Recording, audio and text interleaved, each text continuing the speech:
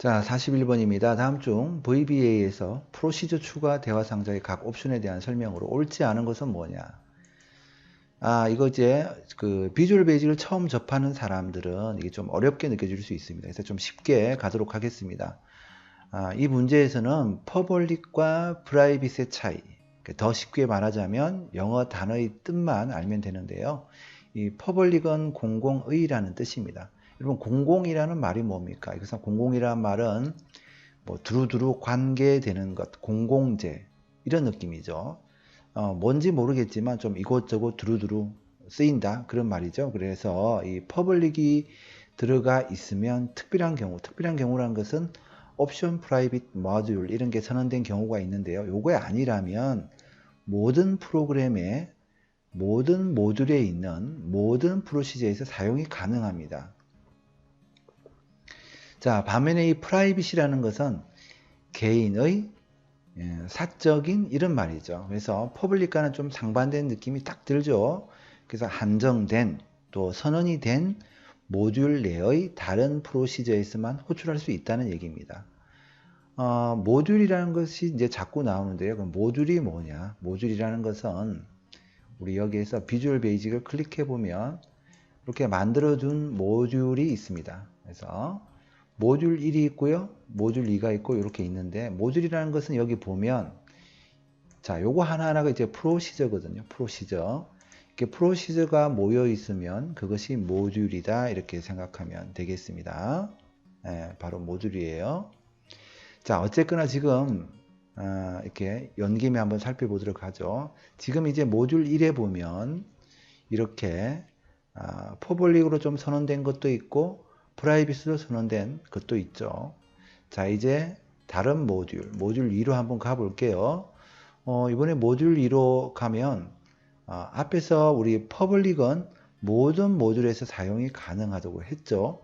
그러니까 이제 모든 모듈이라는 말은 다른 곳에서도 사용 가능한 공공재란 말이잖아요. 그죠? 지금 모듈 1이 아니고 모듈 2죠. 그래서 모듈 2에서 이 콜문으로 앞에서 보았던 모듈 1에 있는 퍼블릭으로 선언이 된 창 열기라든지 창 닫기, 그 다음에 프라이빗으로 선언된 보고서 열기, 이 프로시저를 한번 호출을 해 보도록 할게요. 우선 퍼블릭으로 선언이 되어 있었던 창 열기 프로시저를 호출을 한번 해 볼게요. 자, 이렇게 호출을 하게 되면 창 열기 프로시저에 있던 메시지 박스에 창 열기라는 프롬프트를 표현해 주는 것을 볼 수 있습니다. 자, 바로 이 내용이죠. 메시지 박스에 창 열기라는 프롬프트를 표현해 주고 있습니다. 자, 이번에는 프라이빗으로 선언이 된 메시지 박스에 보고서 열기라는 프롬프트를 표시하는 예를 한번 실행을 시켜 볼게요. 콜문으로 보고서 열기 이렇게 실행을 하게 되면 자, 이와 같이 컴파일 오류라는 것이 뜨고요. 서버 또는 펑션이 정의되지 않았다. 어디에서 정의되지 않았단 말입니까? 바로 모듈 2에서 정의되지 않았다. 이런 얘기죠. 그래서 바로 이겁니다. 이겁니다. 바로 보고서 열기라는 이 프로시저, 이 서버 프로시저는 불러올 수가 없습니다. 왜냐하면 모듈 2에서 선언되지 않았기 때문에 그런 거죠. 자, 어쨌거나 좀 장황하게 설명을 지금 했는데요. 우리가 문제로 돌아가서 살펴보면 자, 4번이 잘못되었다는 것을 알 수 있습니다. 펑션과 프라이빗을 선택한 경우 자, 여기서 핵심으로 우리가 보아야 될 것은 이 프라이빗이죠. 이 펑션 프라이빗으로 선언이 된 펑션 프로시저는 모든 모듈의 다른 프로시저에서만 액세스할 수 있다라고 했죠. 자, 여기 모든이 잘못되었죠. 모든은 어디에서 할 수 있었습니까? 바로 퍼블릭으로 선언이 된 서버 프로시저, 뭐 펑션 프로시저에서 할 수 있는 것이죠. 모듈 1에 선언이 되어 있는 것도 다른 모든 모듈에서 불러올 수 있다는 것을 앞에서 살펴보았습니다. 그래서 프라이빗으로 선언을 하게 되면 프라이빗을 선택한 경우에는 여기서 보는 바와 같이 모든이 아니고 선언된, 한정된 모듈에서 호출할 수 있다라는 것을 우리가 볼 수가 있었습니다. 그 다음에 42번 다음 중 하위 보고서에 대한 설명으로 옳지 않은 것은 뭐냐. 이 하위 보고서에 관한 문제죠. 뭐 하위 보고서나 하위폼이나 비슷하게 보면 되겠습니다. 하위 보고서라는 것은 보고서 안에 다른 보고서가 들어가 있는 거죠. 보통의 경우 기본 보고서의 레코드 원본과 하위 보고서의 레코드 원본이 특정한 필드를 기준으로 일대다의 관계를 맺고 있을 가능성이 높습니다. 그래서 하위 보고서라는 것이 새로 만들어지는 게 아니죠. 원래 존재하던 보고서를 관계 맺음을 고려해서 기본 보고서 안으로 불러들이는 겁니다. 따라서 하위 보고서 자체로 엄연한 보고서 개체니까 보고서에서 할 수 있는 작업은 얼마든지 할 수 있죠. 그래서 여기 보면 하위 보고서에는 그룹화 및 정렬 기능을 설정할 수 없다라고 했는데 얘도 하나의 보고서니까 당연히 그룹화 및 정렬 기능도 설정할 수 있겠죠. 그래서 4번이 옳지 않습니다. 그 다음에 43번 볼게요. 다음 중 액세스의 작업을 자동화하고 뭐 더 읽을 필요가 없겠네요. 작업을 자동화한다. 이건 바로 매크로라는 것이죠. 1번 매크로가 답입니다. 자, 그 다음 44번 볼게요. 다음 중 관계형 데이터 모델에서 이 데이터의 정확성과 일관성을 보장하기 위한 것은 뭐냐? 관계형 데이터 모델. 자, 그러니까 액세스도 우리가 관계형 데이터베이스 프로그램이라고 합니다. 액세스를 한번 볼게요. 이렇게 보게 되면 파일을 하나 열어서 보게 되면 이렇게 테이블이라는 개체가 있죠. 또 각 테이블의 특정 필드는 서로 관계, 조인이라는 것을 맺고 있습니다. 또 그것을 통해서 참조, 무결성, 제약 조건 같은 것을 설정할 수 있고 뭐 그런 것을 얘기를 합니다. 자, 우리 데이터베이스 도구에서 관계라는 것을 눌러보면 여기 각 테이블들, 부서 코드, 신상 정보, 표준 단가 이런 테이블들이 부서 코드와 부서 코드, 또 지구 코드와 지구 코드 이런 필드끼리 관계라는 것을 우리가 맺고 있는 것을 볼 수 있고요. 하나의 관계선, 조인선을 더블 클릭해 보면 이렇게 각 테이블의 부서 코드 필드가 항상 참조 무결성 유지라는 규칙으로 관계를 맺고 있다라는 것을 볼 수 있습니다. 자, 이렇게 볼 수 있죠. 항상 참조 무결성 유지라는 원칙이 지켜져야 관련 필드 모두 업데이트라든지 관련 레코드 모두 삭제라는 이 규칙을 설정할 수 있습니다. 그래서 데이터의 정확성과 일관성이라는 것은 무결성 제약 조건, 바로 여기서 얘기하고 있는 항상 참조 무결성 유지라는 규칙이 체크가 되어 있어야 그 원칙이 지켜지는 것이죠. 이쪽이 이제 기본 키고요. 이쪽이 외래 키가 되는 겁니다. 일대다의 관계를 맺고 있죠. 자, 이 얘기는 무슨 얘기냐면 지금 얘기하고 있는 정확성이라든지 일관성이라는 얘기가 무슨 얘기냐면 이렇게 참조 무결성 유지라는 게 체크가 되고 나면 기본 키 쪽에 없는 값을 외래 키 쪽에 입력할 수 없습니다. 게다가 이렇게 또 체크가 되고 나면요. 관련 필드 모두 업데이트, 관련 레코드 모두 삭제 옵션을 선택할 수 있다고 했죠. 그래서 기본 키 쪽의 값을 업데이트 하거나 삭제할 때 액세스가 자동으로 기본 키를 이렇게 참조하고 있는 모든 필드를 업데이트 하거나 삭제를 해줍니다. 그러니까 이 얘기는 데이터를 입력하는 사용자의 실수 자체를 원천 봉쇄한다는 거죠. 그래서 결과적으로 어떻게 됩니까? 데이터가 정확해지고 일관성을 유지하게 되겠죠. 자, 그래서 바로 이 무결성 제약 조건이 답이 되는 겁니다. 그 다음에 45번 볼게요. ER 다이어그램 표기법의 기호와 의미가 바르게 연결된 것은 뭐냐? ER 다이어그램. E는 entity, R은 relation 다이어그램 요런 말입니다. 요건 앞에서 우리 보았던 액세스 관계형 데이터베이스 프로그램이라고 했죠. 그래서 이것은 관계형 데이터 모델을 도식화하여 표현하는 하나의 방편이자 뭐 약속된 기호 정도로 생각하면 되겠습니다. 일반적으로 우리가 관계형 데이터 모델에서 entity 이것은 개체라는 뜻이고요.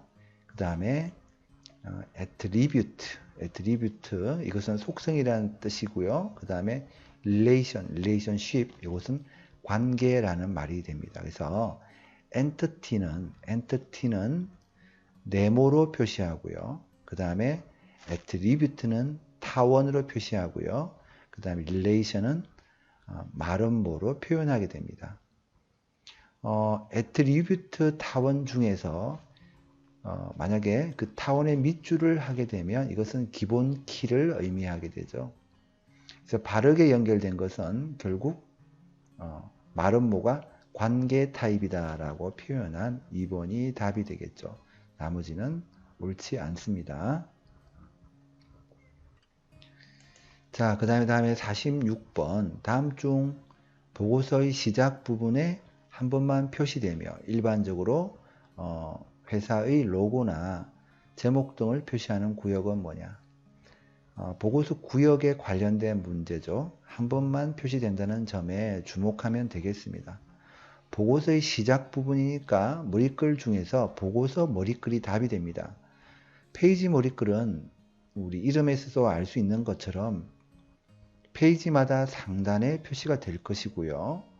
또 그룹 머리글이나 그룹 바닥글은 그룹마다 반복적으로 표시가 되겠죠. 그래서 정답은 1번 보고서 머리글이 되겠습니다. 그 다음에 47번입니다. 다음 중 이 폼이나 보고서에서 사용되는 조건부 서식에 대한 설명으로 옳은 것은 뭐냐? 자, 실제로 우리가 액세스를 열어서 한번 살펴보면요. 자, 이렇게 컨트롤을 선택하고 폼 디자인 도구의 형식 탭에 있는 조건부 서식을 클릭하도록 하겠습니다. 여기에서 우리가 새 규칙을 만들어서 적용하게 되면 이렇게 위로 이동이라든지 아래로 이동이라든지 이런 단추가 있죠. 이것을 통해서 규칙이 적용될 순서를 변경할 수 있습니다. 당연히 위쪽에 있는 것부터 표시 순서대로 적용이 되겠죠. 위쪽에 있는 것부터 이렇게 적용이 됩니다. 그래서 어쨌거나 지금 1번은 옳은 경우이고요. 2번은 레이블 컨트롤 N은 필드 값을 기준으로 하는 규칙만 설정할 수 있다라고 했는데요. 자, 지금 이런 것들이 이제 레이블 컨트롤이거든요. 레이블 컨트롤을 선택해 보면 알겠지만 지금 보는 것처럼 조건부 서식 자체가 활성화가 되지 않습니다. 그 얘기는 레이블 컨트롤에는 조건부 서식을 설정할 수 없다는 것이죠. 그래서 2번은 잘못되었고요. 그 다음에 하나의 컨트롤에 대해 규칙을 3개까지 지정할 수 있으며 규칙별로 다양한 서식을 지정할 수 있다. 이것은 이제 최대 3개가 아니고 50개까지 적용할 수 있습니다. 한번 해보면 알 수 있는 문제고요. 그 다음에 규칙 유형에서 다른 레코드와 비교를 선택하면 적용할 형식으로 아이콘 집합을 적용할 수 있다라고 했는데요. 우리가 여기에서 조건부 서식을 선택을 하고요. 자, 여기에서 우리가 다른 레코드와 비교라는 부분을 선택하게 되면 지금 보는 바와 같이 그 아이콘 집합 같은 것은 나오지 않죠. 데이터 막대 형식 설정 이런 것들이 나오는 것을 볼 수 있습니다. 그래서 얘도 잘못되었죠. 정답은 1번이고요. 그 다음에 48번입니다. 다음 중 보고서의 레코드 원본에 대한 설명으로 옳지 않은 것은 뭐냐? 옳지 않은 것은 2번입니다. 하나의 테이블에서만 필요한 필드를 선택해서 레코드 원본으로 지정할 수 있다. 자, 이게 왜 옳지 않으냐면 레코드 원본이라는 것은 테이블이나 또 쿼리, SQL 문 등으로 레코드 원본을 지정할 수 있기 때문입니다. 쿼리나 SQL문을 레코드 원본으로 이용한다면 얼마든지 다른 테이블에 필요한 필드를 지정할 수 있습니다. 자, 무슨 얘기냐면요. 우리가 예를 들어서 레코드 원본으로 쿼리를 레코드 원본으로 한다라고 하면, 자, 이렇게 부속 코드와 신상 정보 테이블에 있는 다른 필드들을 각각 이렇게 다 불러올 수 있어요. 지금 여기 보는 것과 같이 신상 정보 테이블의 정보도 불러올 수 있고 부속 코드 테이블의 정보도 불러올 수 있어요. 그죠? 이것은 쿼리이기 때문에 이 쿼리도 보고서의 레코드 원본이 될 수 있습니다. 따라서 여기서 보이는 것처럼 하나의 테이블에서만 필요한 필드를 선택할 수 있다. 잘못되었죠. 자, 그 다음에 49번입니다. 부서별, 제품별 영업 실적을 관리하는 테이블에서 부서별로 영업 실적이 1억 원 이상인 제품의 합계를 구하고자 한다. 다음 중 이를 위한 SQL문에서 반드시 사용해야 할 구문에 해당하지 않는 것은? 자, 우선 이 문제에서 정렬이라는 말이 나오지 않았기 때문에 old by절은 필요하지 않습니다. 그렇죠? 그래서 정답은 일단 4번이고요. 자, 여기서 부서별, 제품별, 이렇게 뭐뭐별 이런 것은 묶었다는 얘기죠. 묶었다는 얘기는 그룹으로 묶었다. 그룹 바이즈를 얘기를 하는 것이고, 쿼리 디자인 보기 상태에서 보자면, 자, 우리 여기에서 보자면 여기 보면 요약이라는 거 보이죠? 얘를 딱 클릭하게 되면 묶는 방법이라고 나오죠. 바로 이 부분을 얘기를 하는 겁니다. 실제로는 우리가 집계 함수 사용을 위해서 눌러주는 건데요. 뭐 어쨌거나 부서별로 영업 실적이 1억 원 이상이라고 했기 때문에, 그러니까 이제 그룹으로 묶인 그룹 바이 절 안에서, 자, 그룹 바이 절 안에서죠. 그 안에서 영업 실적이 1억 원 이상이다. 이런 얘기가 되는 거죠. 자, 이렇게 그룹 안에서 조건을 지정해야 할 때는 우리가 해빙절이 필요합니다. 뭐 이런 전체를 이제 다 표현하는 것은 셀렉트 문이니까 그것은 뭐 더 이상 언급할 필요가 없고요. 자, 어쨌거나 문제 어딜 봐도 정렬에 관련된 얘기는 없어요. 그죠? 없기 때문에 뭐 old by절, 오름차순, 내림차순에 해당되지 않는다는 말이죠. 그래서 정답은 4번이고요. 뭐 이거 전체적으로 표현을 하자면 셀렉트 문으로 표현이 될 것이고, 여기 문제에서 보이는 것처럼 그룹 바이절이라든지 해빙절도 다 사용이 되겠죠. 자, 그 다음에 50번입니다. 이 크로스탭 쿼리에 관한 설명으로 옳지 않은 것은, 레코드 요약 결과를 열과 행 방향으로 피벗 테이블처럼 보여주고 그룹화해서 표시할 때 사용하는 것이 크로스탭 쿼리죠. 쿼리 데이터 시트에서 데이터를 직접 편집할 수 없습니다. 우리가 그 크로스탭 쿼리로 만들게 되면 쿼리 데이터 시트에서 데이터를 직접 편집할 수가 없어요. 그 다음에 실제로 우리 한번 보도록 할까요? 만드는 방법은 만들기에서 그 쿼리 마법사라는 것을 선택을 하고요. 크로스탭 쿼리 마법사를 선택해서 해주면 되겠습니다. 자, 이렇게 우리가 뭐 테이블 부속 코드 테이블을 통해서 한번 만들어 보도록 할게요. 부족하다고 하네요. 자, 이렇게 해서 만들어 볼게요.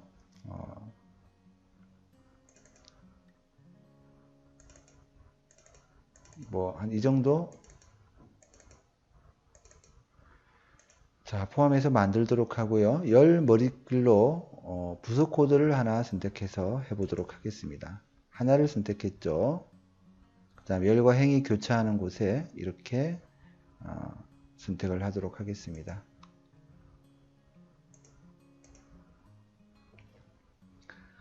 자, 지금 여기 보이는 것처럼 행 머리글은 자, 3개를 만들었고요. 열 머리글은 하나를 만들었죠. 또 이쪽으로 가면 행 머리글이 또 하나 더 보이고요. 자, 그래서 여기 잘못된 것은 무엇이냐면, 직접 해보면 알겠지만, 열 머리글 옵션은 잘못되었습니다. 이제 크로스탭 쿼리를 우리가 작성을 하려면, 행무리클 옵션은 우리가 만들어 본 것처럼 하나 이상 가능했죠. 여러 개였죠. 그런데 열 머리클 옵션은 하나여야 합니다. 그리고 값 옵션도 하나여야 합니다. 여기서 잘못된 것은 2개 이상의 열 머리클 옵션을 사용한다라고 했기 때문에 잘못되었죠.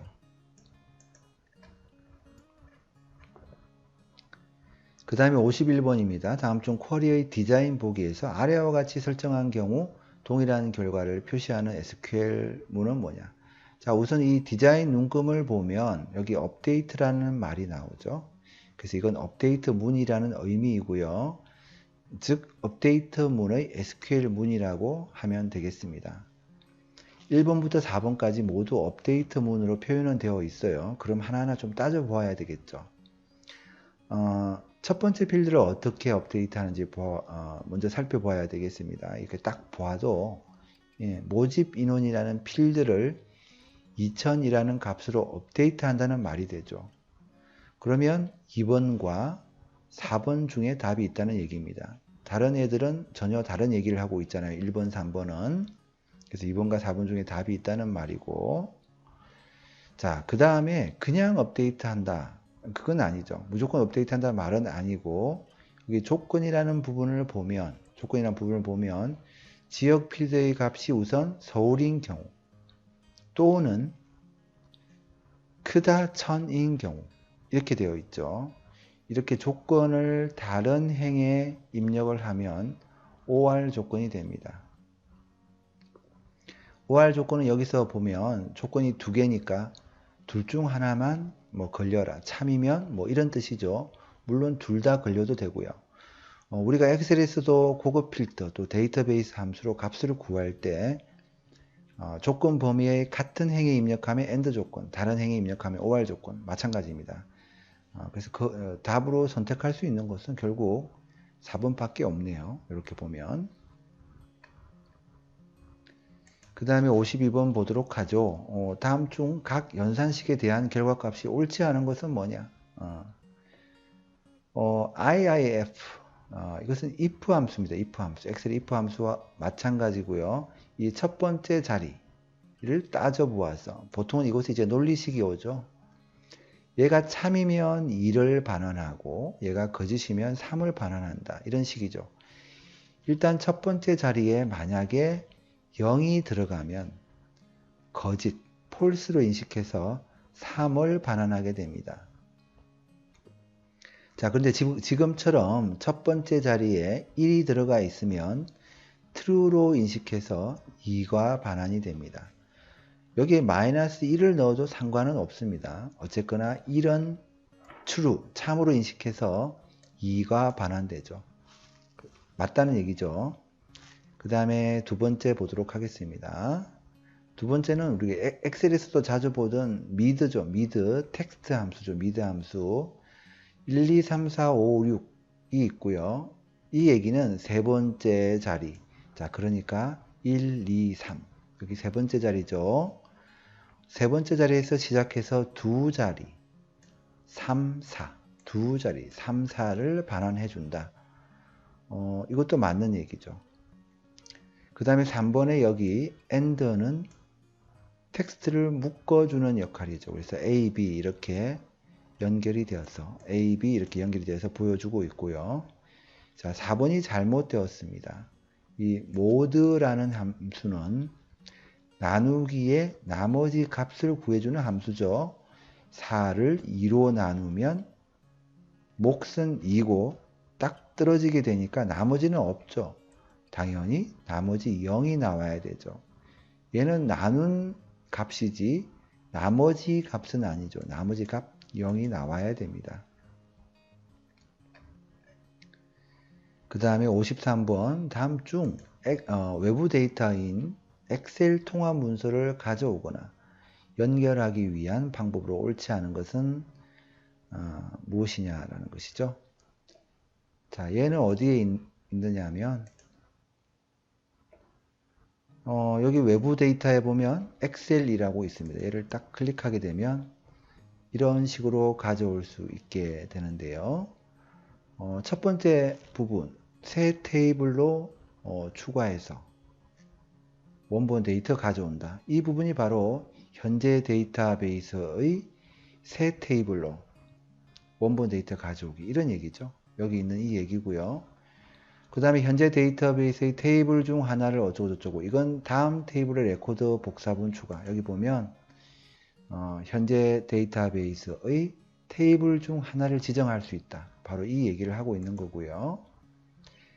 그 다음에 네 번째는 엑셀 원본 데이터에 대한 링크를 유지 관리하는 테이블로 만들기라는 뜻이 바로 연결 테이블을 만들어서 데이터 원본에 연결한다. 바로 얘를 얘기를 하고 있네요. 자, 3번 테이블 쿼리 매크로 등 원하는 객체를 지정해서 가져온다. 이건 뭘까요? 이건 바로 액세스 파일을 가져올 때 가능한 얘기고요. 엑셀 통합 문서를 가져올 때는 가능하지 않은 얘기입니다. 그래서 여기에서 액세스라는 것을 선택할 때 이렇게 나오는 거 보이죠? 이것에 관련된 얘기가 되겠습니다. 자, 그 다음에 54번이죠. 다음 중 학생 테이블의 나이 필드의 유효성 검사 규칙을 아래와 같이 지정한 경우 데이터의 입력 상황에 대한 설명으로 옳은 것은 뭐냐? 유효성 검사 규칙으로 크다 20이 들어가 있고요. 유효성 검사 텍스트로 숫자는 크다 20으로 입력합니다 라고 되어 있죠. 이 얘기는 이 위에서 정한 유효성 검사 규칙에 맞지 않으면 아래에 있는 유효성 검사 텍스트가 아니라 텍스트죠. 유효성 검사 텍스트를 뿌려주겠다, 이런 얘기가 되겠습니다. 그래서 유효성 검사 규칙이란 게 뭐냐면 유효한 입력 값을 정의하는 필드 속성을 얘기를 합니다.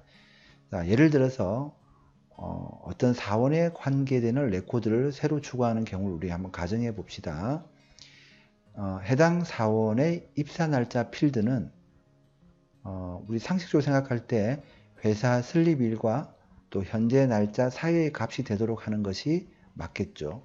이럴 때 유효성 검사 규칙을 지정하게 되면 규칙에 맞는 값만 입력받을 수 있습니다. 그래서 문제로 다시 돌아와서 살펴보면요.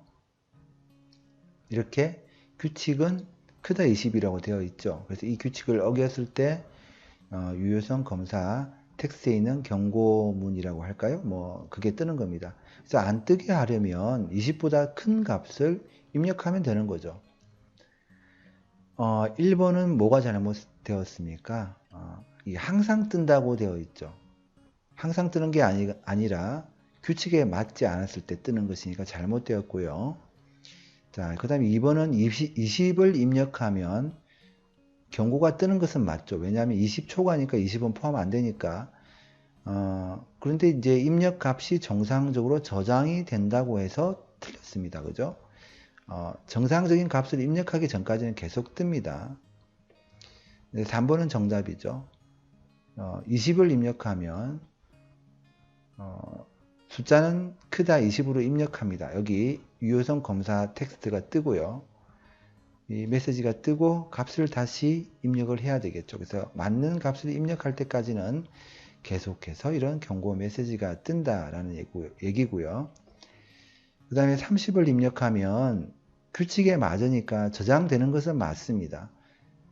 근데 그냥 저장되겠죠. 엉뚱하게 이제 이렇게 지정하지도 않았고 또 뭐 뜰 이유도 없는 메시지가 표시된다고 했으니까 틀렸습니다.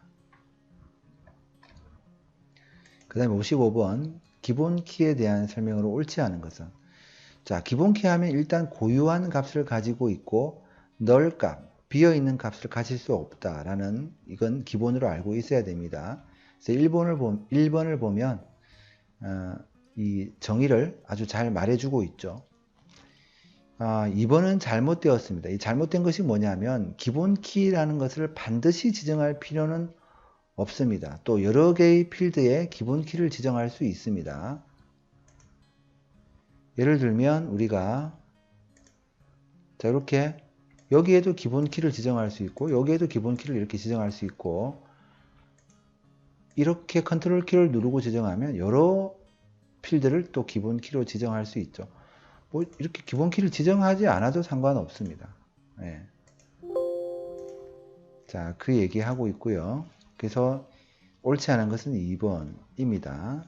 그 다음에 데이트 시트북에서 새 테이블을 만들면 기본 키가 자동으로 만들어지고 일련 번호 데이트 형식이 할당되고요.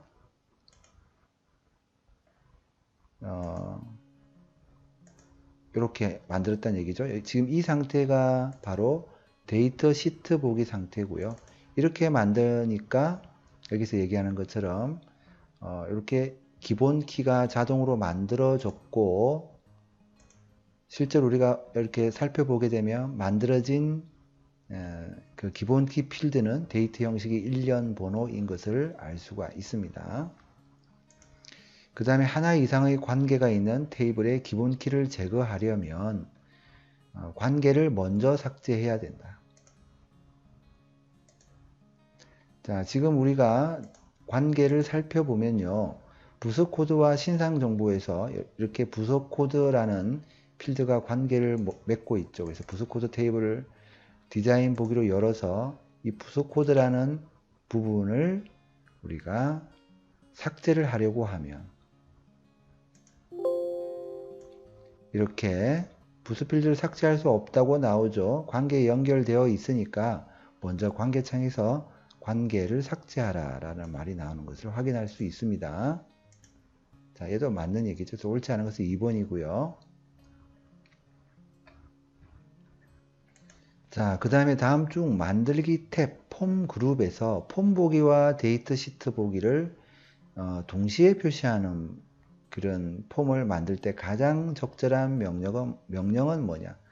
폼 보기와 데이트 시트 보기를 동시에 표시하는 폼. 이것은 우리가 폼 분할을 선택하면 되겠습니다. 자, 여기서 만들기에서 여기죠. 바로 이 얘기죠. 폼 분할 설명을 보면 알겠지만 위쪽 구역에 데이트 시트를 표시하는 분할 폼을 만들고 아래쪽 구역에 데이트 시트에서 선택한 레코드에 대한 정보를 입력하는 폼을 만듭니다. 바로 문제에서 설명한 그대로고요. 자, 그 다음 57번. 다음 중 폼의 레코드 원본으로 사용할 수 없는 것은 뭐냐? 뭐 이건 바로 이제 매크로죠. 폼의 레코드 원본으로는 테이블, 또 쿼리, SQL 문 등을 지정할 수 있습니다. 여러분 이제 쿼리나 SQL 문 이걸 실행하면 테이블의 형태로 나타나잖아요. 뭐 그렇게 생각을 하면 편하겠습니다. 그 다음에 58번. 다음 중 필드의 각 데이트 형식에 대한 설명으로 옳지 않은 것은 뭐냐? 자, 필드의 데이트 형식이라는 건 뭐냐면요. 얘를 디자인 보기로 열어서 보면 이 필드의 데이터 형식이라는 게 나오죠. 자, 요걸 얘기를 하는 겁니다. 요거. 그래서 이 통화 형식은 소수점 이하 4자리까지 숫자를 저장할 수 있으며 기본 필드 크기는 8바이트다. 만약에 데이트 형식을 통화 형식으로 지정하게 되면 이렇다는 얘기고요. yes, no 형식은 이렇게 두 값 중 하나만 입력하는 경우에 사용하는 것으로 기본 필드 크기는 1비트다. 이것도 맞는 얘기고요. 일련 번호 형식은 새 레코드를 만들 때 1부터 시작하는 정수가 자동 입력된다. 이것도 맞는 얘기입니다. 자, 네 번째, 4번이 잘못되었는데요. 메모 형식은 텍스트 및 숫자 데이터가 최대 255자가 아니고요. 65,535자까지 저장됩니다. 그럼 255자까지 저장되는 것은 뭐냐? 이것은 텍스트 데이터 형식입니다. 자, 요거 하나라도 확실하게 우리가 외워두고 넘어가도록 하죠. 그 다음에 59번입니다. 다음 중 아래와 같이 표시된 폼의 탐색 단추에 대한 설명으로 옳지 않은 것은 뭐냐? 자, 우선 여기 XSS 살펴보면요. 자, 이렇게 폼이 있습니다. 얘는 없고, 자, 여기 보면 되겠네요. 여기 보면 얘는 바로 첫 레코드, 이전 레코드, 다음 레코드, 마지막 레코드. 자, 얘는 뭡니까? 새 레코드, 빈 레코드예요. 쭉 아래쪽으로 내려서 보면 여기 보이죠? 여기 새 레코드를 입력할 수 있는 부분으로 바로 이렇게 레코드 포커스가 이동하는 것을 볼 수 있습니다. 4번에 이제 이동할 레코드 번호를 입력하는 곳은 여기에 번호를 입력하면 되죠. 우리가 1이라고 입력하면 이렇게 해서 엔터를 딱 치면 첫 번째 레코드로 가는 것을 볼 수 있습니다. 그래서 4번이 잘못되었네요. 그 다음에 60번 다음 중 이 폼에 관련된 설명으로 옳지 않은 것은 뭐냐? 이 폼을 구성하는 컨트롤들은 마법사를 이용해서 손쉽게 작성할 수 있죠. 예를 들어서 이 폼을 우리가 디자인 보기로 보게 되면 여기 컨트롤이 있죠. 컨트롤에 눌러보면 이렇게 컨트롤 마법사 사용이라고 되어 있거든요. 얘가 활성화된 상태에서 어떤 컨트롤을 선택해서 여기 추가를 하면 되는 것이죠. 뭐 그렇게 하면 되겠고요. 그 다음에 모달 폼이라는 것은 다른 폼 안에 컨트롤로 삽입돼서 연결된 폼을 의미한다. 요건 하위 폼에 대한 설명이죠. 모달 폼은 뭐냐면요. 예를 들어서 자, 지국관리라는 폼이 있고요. 지국조회라는 폼이 있어요. 자, 이 폼을 우리가 모달 폼으로 한번 지정해 볼게요. 모달 폼. 자, 이렇게 지정하고 폼 보기를 보면 자, 이 폼이 지금 모달 폼으로 지정되어 있죠. 모달 폼으로 지정되어 있는 상태에서 아래쪽에 있는 폼을 선택하려고 하면 선택이 안 됩니다. 선택이 안 되죠. 그래서 이렇게 모달 폼을 지정하게 되면 다른 폼을 선택할 수 없고 이 모달 폼을 닫을 때까지 모달 폼으로 지정된 폼의 포커스가 유지되는 설정입니다. 다시 우리가 모달을 풀게 되면 이렇게 이제 다 선택할 수 있게 되는 거죠. 그래서 이 얘기를 하고 있는 것이고요.